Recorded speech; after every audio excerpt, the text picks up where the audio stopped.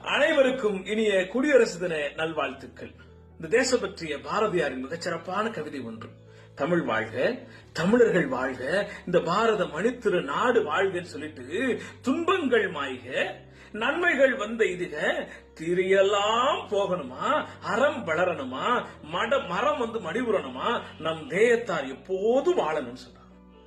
வாழிய செந்தமிழ் வாழ்கன தமிழர் வாழிய பாரத மணித்திருநாடு, இன்றவை வருத்தும் இன்னல்கள் மாய்க, நன்மை வந்தைக, தீதெல்லாம் நெளிக, அறம் வளர்ந்திடுக, மரம் மடிவுறுக, ஆண்மையோடு ஏற்றும் சீரிய முயற்சிகள் சிறந்து மிக்கோங்குக, நம் தெய்வத்தினர் நாடுதோறும் வளர்க, வந்தே மாதரம் வந்தே மாதரம்.